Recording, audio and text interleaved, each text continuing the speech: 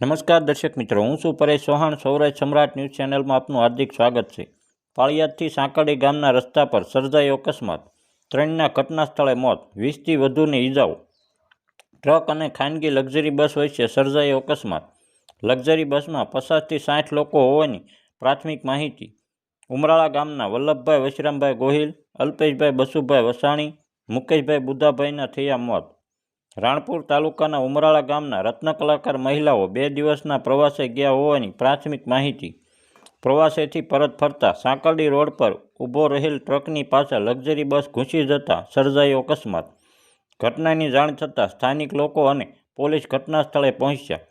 મૃતકોને PM માટે પાળિયાદ અને Botad hospital ખસેડેલ. 20થી વધુ ઈજાગ્રસ્તને બોટાદ તેમજ ભાવનગરની હોસ્પિટલ ખસેડેલ. Bureau report Rohit R Jatapara, Botad. મારું નામ જેસાભાઈ ધીરુભાઈ. બસમાં ફરવા ગયા એમાં એક્સિડન્ટમાં 3 જણા એક્સપાયર થઈ ગયા છે.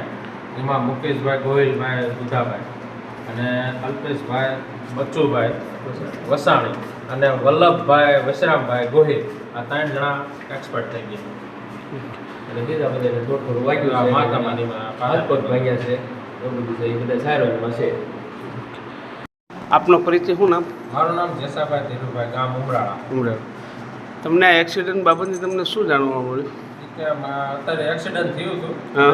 એ મારા ભાઈ હતા, પોતે શેઠ હીરાનું કારખાનું ચલાવતા હતા. અચ્છા. એમાં છોકરીઓને ફરવા લઈ ગયા હતા.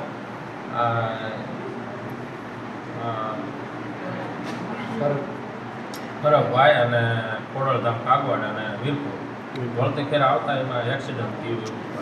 અંદાજે ખાલી કારખાનાવાળા હતા કે છોકરા પણ નિશાળના બી હતા અંદર? કારખાનાવાળા હતા અને એના મેનેજર હતા. હા. છોકરીનું બધું કારખાનું હતું અને મેનેજર હતા ને એ બધા છોકરા હતા. 7-8 જણા છોકરા હતા. આપનો પરિચય સર?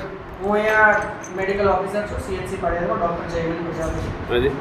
અને આજે સાહેબ આ એક્સિડન્ટ બાબતે તમે શું કહો જણાવશો દર્દી? એક્સિડન્ટમાં એવું હતું કે 25થી 30 દર્દીઓ અહીંયા અકસ્માત સર્જાયો હતો. આપણે અહીંયાથી બાબરકોટથી 1 કિલોમીટર દૂર આપણે ગોપાલ રેસ્ટોરન્ટ કરીને છે, ત્યાં કંઈક વાહન અથડાયા હતા. એના કારણે 25થી 30 દર્દીઓ અકસ્માત અહીંયા લાવવામાં આવ્યા.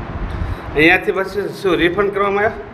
અને એમાં એવું હતું કે જે સંખ્યા જાજી હતી, એટલે 5થી 6 જેવા અમે આગળ બોટાદ મોકલ્યા સારવાર માટે, જેમને હાડકાની થોડી તકલીફ હતી, માથામાં લોહી જમતું હતું, એવી તકલીફ હતી. બાકી ઘણા બધાની સારવાર અહીંયા કરીને આપણે રજા આપીએ છીએ. આમાં એવું જાણવા મળે છે કે તમે ભાવનગર પણ તમે રિફંડ કર્યા એવું? ભાવનગર અહીંયાથી અમે રેફર નથી કર્યા, બોટાદથી એક જણ બોટાદથી રેફર કર્યા હોત તો ભલે, અમારે અહીંયાથી પહેલાં અમે બોટાદ છોડ્યા.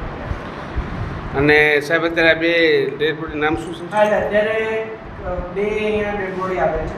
એક મુકેશભાઈ બુધાભાઈ ગોહિલ અને અલ્પેશભાઈ વસાણી. એટલે એમની બધી કાર્યવાહી કરવાની બાકી છે. Okay, thank you.